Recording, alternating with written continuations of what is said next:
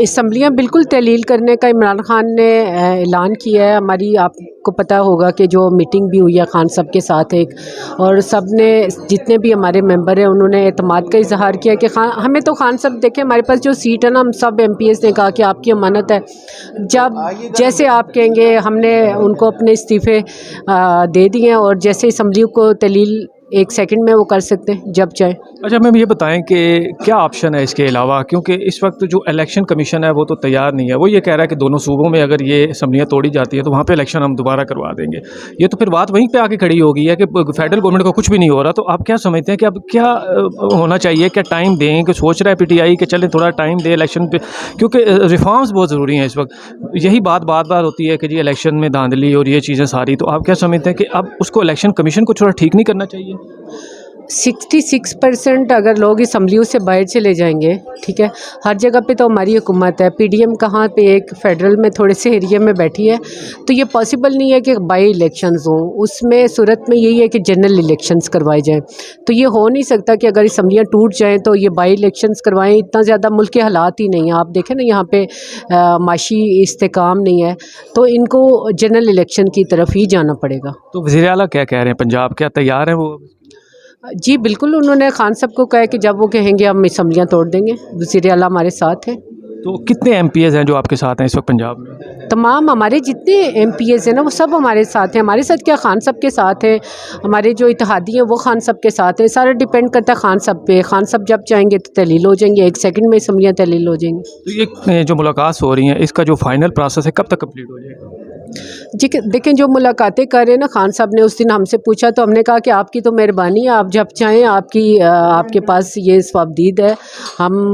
ہمیں ذرا کون جانتا تھا، خان صاحب کی وجہ سے ہم ان کے ساتھ ہیں. تو ہماری ایک پہچان ہے، جو عزت ہے، جو ہمیں ٹکٹ ملا خان صاحب کی وجہ سے ملا ہے. تو خان صاحب آل ان آل ہے.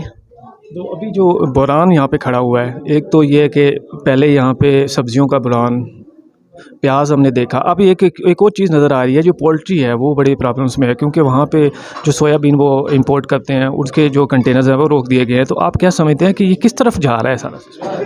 بحران ہی بحران ہے. پیسہ ان کے پاس میں نے قرارداد بھی پیش کی تھی ڈسیبل کے کوٹے پہ کہ اس کو بڑھایا جائے، اور جو 5% تھا آئی تھنک اس سے بڑھ بھی گیا تھا. مجھے ایگزیکٹ ابھی یاد نہیں ہے کہ کتنا بڑا تھا، لیکن ہم نے تو جو بھی اس کے اوپر میں نے کافی ورک کیا ہے کہ جو ڈسیبل ہوتے ہیں، ایک تو میں نے یہ کہا تھا کہ ان کے لیے مطلب ہر جگہ پہ اسپیشل سیٹس تو ہونی چاہیے. اس کے علاوہ ہم انہیں فیسیلیٹیٹ کریں. جیسے ہاسپٹل ہے تو وہاں پہ ہر ہاسپٹل کے اندر ایک الگ سے ڈیسک ہونا چاہیے کہ ڈسیبل وہاں پہ جائیں، ان کو فوراً سے ٹریٹمنٹ اور جو بھی چیز ہے. دوسرا میں نے ایک چیز یہ بھی بات کی تھی کہ جیسے بس سٹینڈ ہے اور ہر جگہ پہ وہاں پہ ہر ایک جگہ پہ ڈسیبل کی جگہ ہونی چاہیے. جیسے باہر کے ملکوں میں جائیں پارکنگ ایک الگ ہوتی ہے، ہر چیز ڈسیبل کے لیے.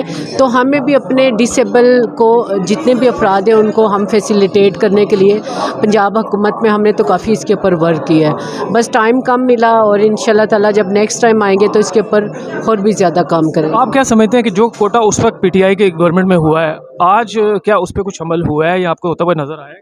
ایکچولی ہوتا یہی ہے پاکستان کے اندر. ہماری بدقسمتی ہے کہ آپ کو پتہ ہے کہ پولیٹیکل جو ہے سچویشن آپ کے سامنے ہے ساری. حکومتیں گرائی جاتی ہیں، لوگوں کو خرید لیا جاتا ہے، کسی کو ٹائم نہیں ملتا. ٹائم ملے تو پھر آپ ایک ایک چیز کو فوکس کرتے ہیں. ڈسیبل ہو یا کوئی بھی پروجیکٹ ہو، اس کے لیے آپ کو ٹائم کی ضرورت ہوتی ہے. اور سب سے بڑی بدقسمتی یہ ہے کہ یہاں پہ بل تو پاس ہو جاتے ہیں، بہت سے قوانین بن جاتے ہیں، لیکن ان کے اوپر جو امپلیمنٹ کرنا ہوتا ہے وہ نہیں ہوتا. اصل جو چیز یہ ہے کہ ہم نے امپلیمنٹیشنز کروانی ہوتی ہے. تو وہ ان شاء اللہ تعالیٰ جب نیکسٹ ٹائم ہم آئیں گے، ابھی کچھ ٹائم بعد الیکشنز ہوں گے اور میجورٹی کے ساتھ جب ہم آئیں گے تو امپلیمنٹیشن بھی بہت ہوگا. میری آرگنائزیشن ہے اسپرنگ ایسوسیشن کے نام سے، اور اس وقت جو مین ایشو ہے وہ ہمارا ایکسیپٹیشن کا ہے کہ ہمیں معاشرہ اپنے ساتھ جو ہے نا ایکسیپٹ نہیں کرتا. کوئی ڈسیبل کہیں جا رہا ہے، کہیں آ رہا ہے، تو لوگ اسے بڑی حیرانگی کی نظر سے اب بھی دیکھتے ہیں، جبکہ اب اتنا وہ ہو چکا ہے کہ دنیا میں اویئرنیس ہونے کے باوجود. اور دوسرا سب سے بڑا ایشو ان کی جاب کا، جاب سے ہٹ کے ایکسیسیبلٹی کا. ایکسیسیبلٹی ہوگی تو ساری چیزیں ہوں گی. نہیں تو یہ گورنمنٹ نے جو کوٹا کریٹ کیا ہوا ہے، یہ کہ کاغذی کارروائی ہے یا اس پہ کام بھی ہوتا ہے؟ دیکھیں، کوٹا ایک کریٹ کر دینا अलग चीज़ है, लेकिन उसके ऊपर इम्प्लीमेंटेशन जो है ना वो बहुत ज़रूरी है। हमारे मुल्क में किस चीज़ का क्या काम नहीं होता, लेकिन सबसे बड़ा इशू कहाँ पे आता है कि उसकी इम्प्लीमेंटेशन रुक जाती है, और उसमें भी फिर सिफारिश, रिश्तेदारी, पर्ची, वो सारा सिस्टम भी चल रहा होता है। नहीं, अब तो बहुत सारी चीज़ें देखने में आ रही हैं कश्मीर में, गिलगित बल्तिस्तान में, बहुत सारी जगहों पे कि जो डिसेबल पर्सनस हैं उनकी जो सीट्स हैं उन पर जॉब कर रहे हैं उनको डिसमिस किया जाता है और नॉर्मल लोगों को वहाँ पे भर्ती किया जाता है। आप क्या समझते हैं कि इसके ऊपर कैसे आवाज़ उठाएं? देखिए, यही तो हर तरफ जुल्म हो रहा है। आपके सामने नबीना अफराद को अभी कुछ दिन पहले उन्होंने मारा। हमारे बाहर जा रहे थे नबीना अफराद क्रिकेट खेलने के लिए, उनको वहाँ